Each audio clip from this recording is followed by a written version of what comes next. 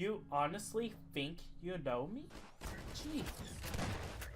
Who do you think you are?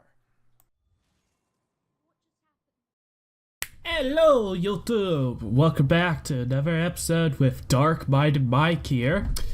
So, have you guys ever wanted to make a full 3D game on Eclipse from scratch? Well, I sure have, and I have realized that there is very little videos on this.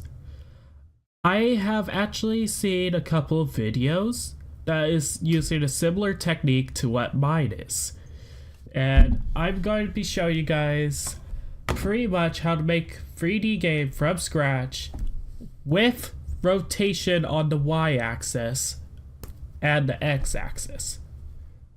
So, let's go ahead and begin. We're going to go ahead and create a new project, and I'm just going to call it Tutorial 3D.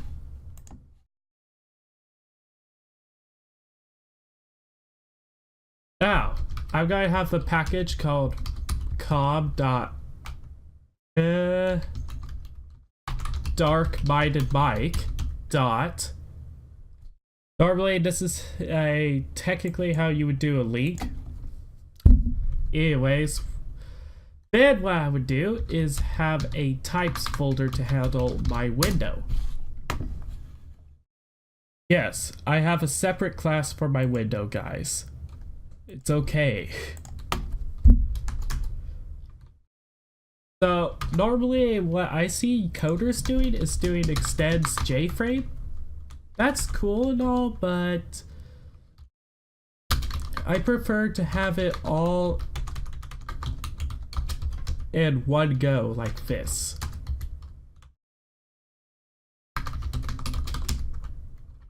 A way to access the JFrame from the window.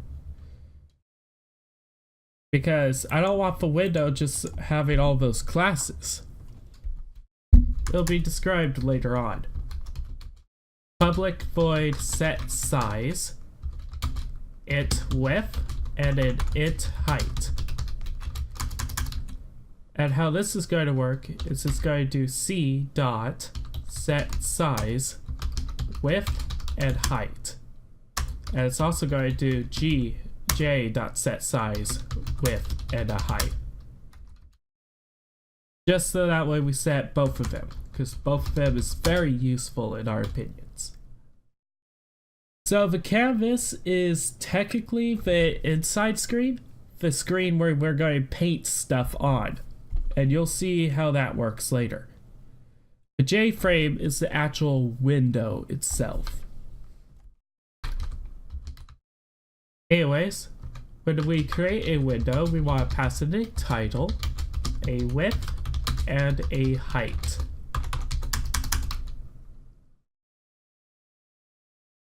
Now, by the way, you guys could consider this an advanced tutorial, or you guys could consider it not. But I'm going to try to define what each thing does. So, now that we have this set size, but first we have to actually define it, because we did declare the variables, but right now they're set to null, aka nothing. And now we can call the set size method with width and a height. And then I add the canvas and I pack. Now, at this precise time, I would like to make a key listener.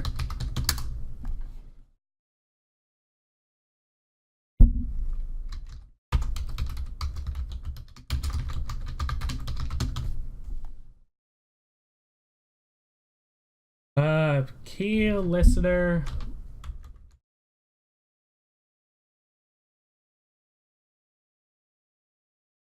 No, key manager. There we go. And now we're able to implement key listener. The key listener is kind of an event that will listen for when you press a certain key.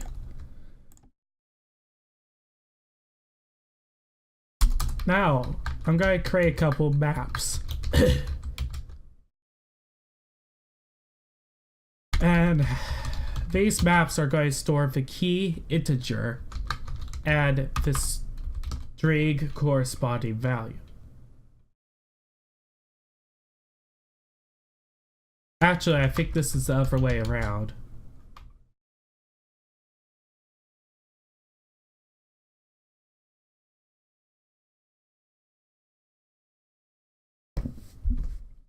And I'm going to call this keys equals new hash map of string, comma, integer. Now, map is similar to an array list, but decides you store multiple values within it. So we're storing a string and an integer type of scenario. So the key part of the maps, which normally you put 0 through whatever, is going to take in a string. And the output is going to be an integer. You can do this in several different ways, and I insist that you make more than just one.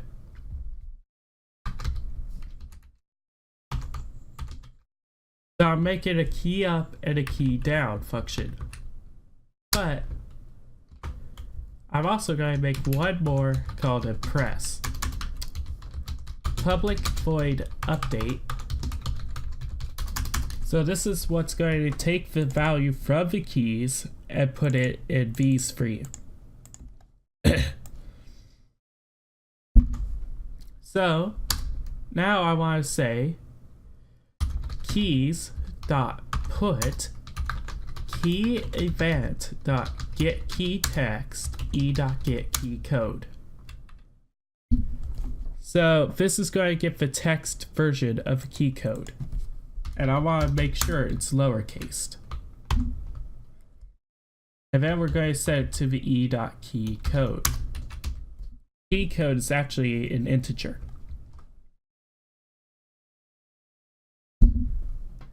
And then over here we can do keys.remove key event.get key text e.get key code. So once when we release the key, we want to remove it from the index.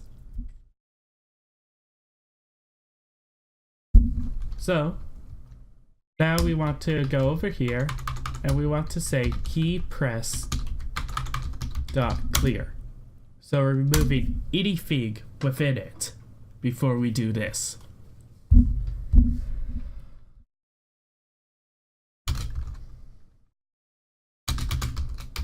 For string s in keys, dot key set. So the current key set that's within the keys dictionary we're going to get, and we're going to get all the string variables within it. Key press dot put s keys dot get s. So pretty much whatever's in the keys is actually in the key press. It's valuable to do it this way, and you'll see why later. Next up, key down dot clear. Again, same type of scenario as down there. Now you might be wondering why I'm using I.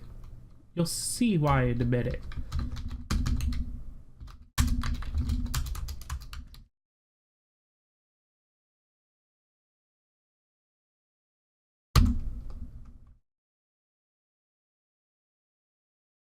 No, my mistake. This is supposed to be in keys.keyset.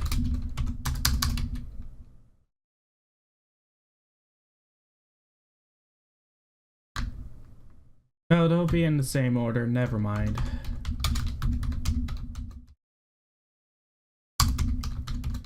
Okay, so now we want to say if key press dot get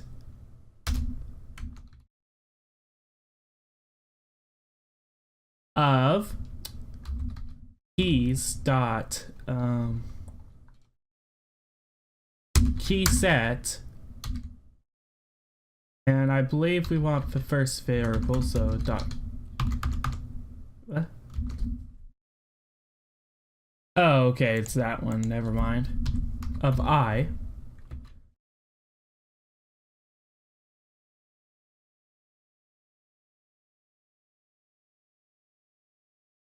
Oh, it's doing that.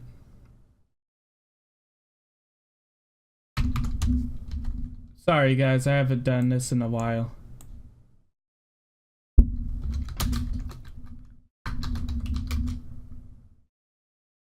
Actually, I think it's just as simple as going. Okay, I got it, guys. So if key press dot contains key s, we don't want to do anything, so we're going to say not key down dot put s, and then keys dot get s. And then finally we have key up dot clear for string s in key press do. And remember to do key set. Ugh.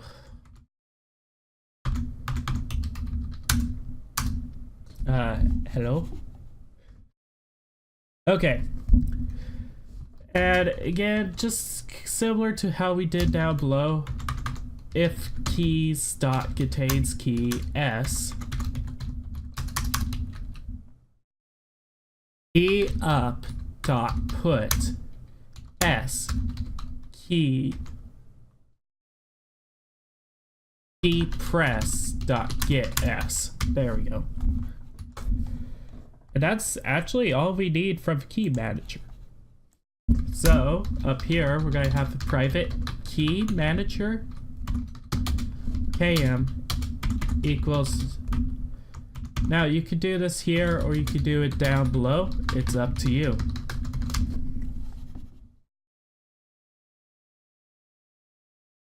But anyways, we want to do c.set key.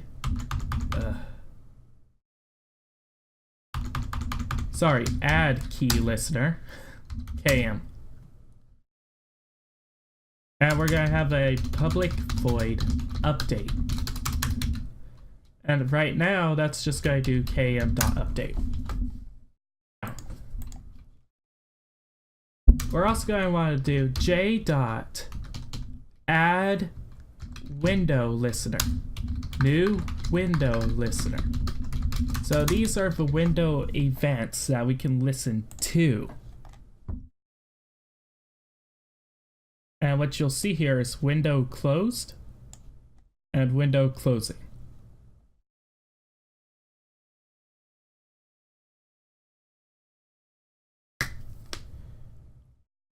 Now, if you're going to make this so other people can actually use this, I suggest that you have a private, and you can name it whatever you want.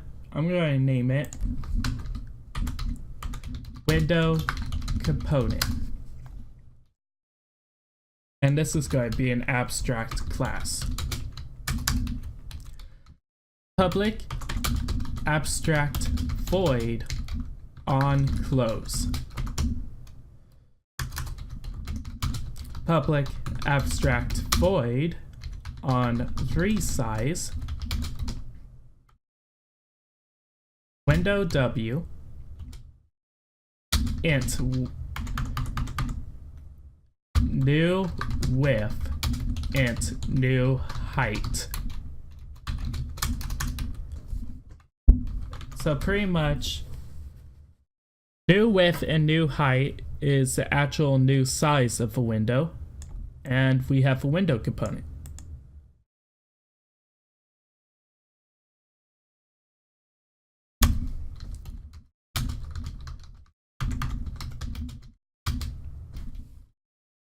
Actually, I think that's about all that we really need from this for now.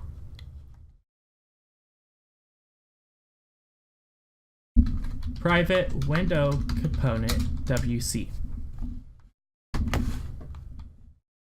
Now we could say that you absolutely need it, but you don't necessarily need it. So set window component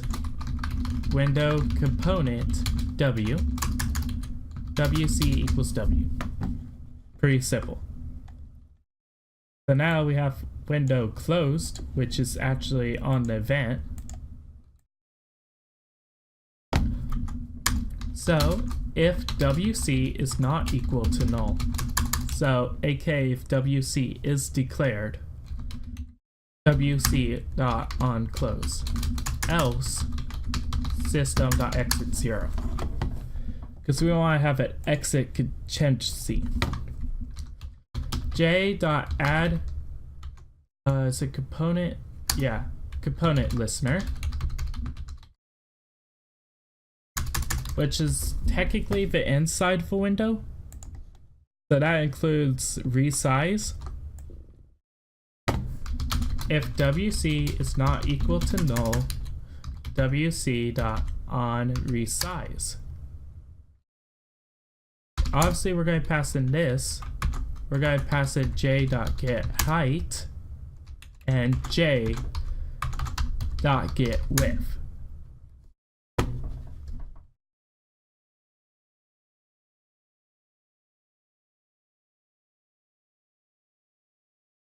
Oh, I know why. Sorry. I always do this. So we want to make a new window W equals this outside of this method. There we go. So otherwise we're just going to set size. Is that it? No. C dot set size, J dot get width, J dot get height.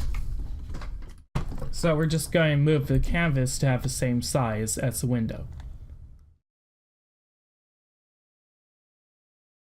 And then by default I have J dot set location relative to the center.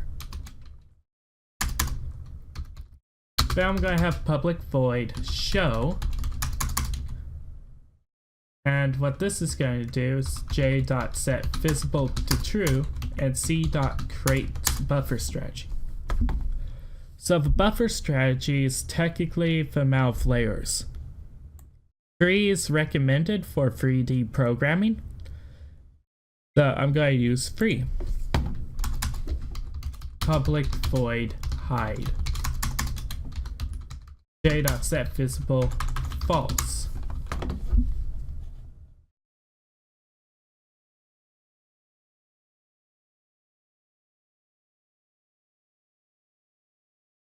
And you might want to change the function, but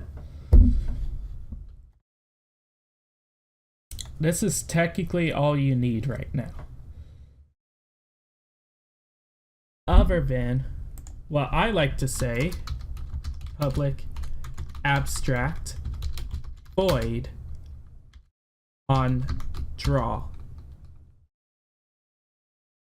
which is going to take in window W and a graphics G.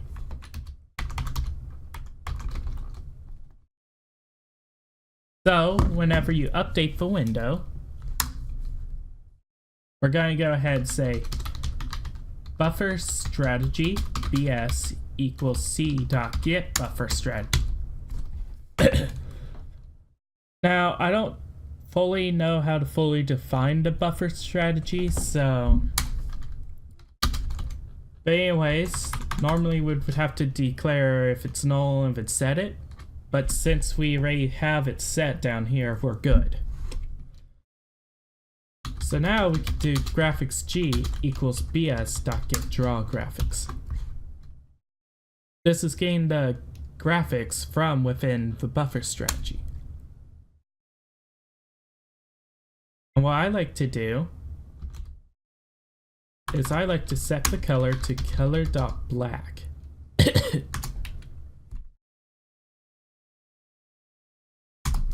And then g.fillRect 00 j.getWidth j.getHeight. Then I dispose of it. And then bs.show, which is actually going to show the buffer strategy on the JFrame. Whew.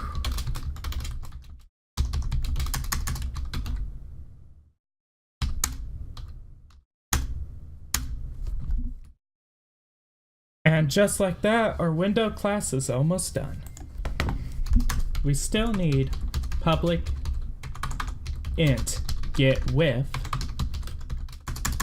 which is just going to return j.getWidth, and public int getHeight, which is just going to return j.getHeight.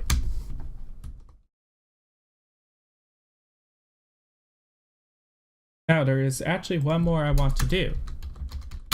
Public key manager get key manager, which is just going to return our key manager. What, you guys thought we were done with the key manager? No. Public boolean key pressed string key. Add public boolean key down string key.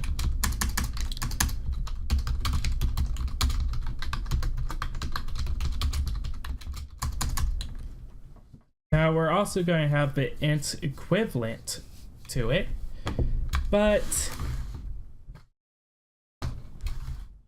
since this is most likely what you guys are going to be using,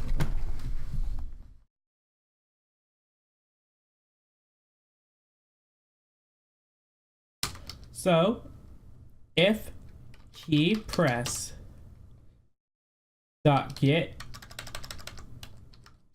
or default key, and I'm going to set it to -1.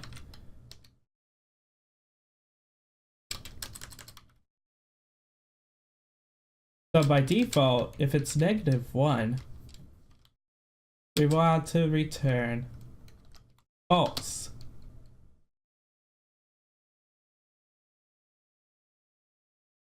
Otherwise, we can return true. That's actually the exact same sequence for all of these. Just key down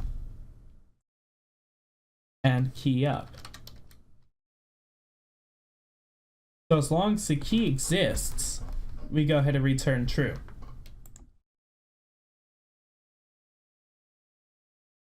Keep in mind, you will be needing all of this for the 3D programming. So let's go ahead and create our main.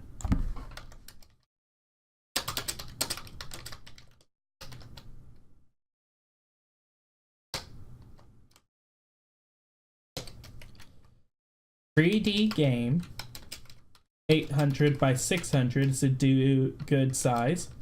W.show." So what you guys will notice is we get a nice window. Oh, but we haven't actually told it to set the size. I mean the name. So j.setTitle title. Here, how long has the video been? Well guys, I'm going to save the next part for the next episode. So don't forget to like, favorite, subscribe if you guys learned something. And I'll see you guys next episode. Peace.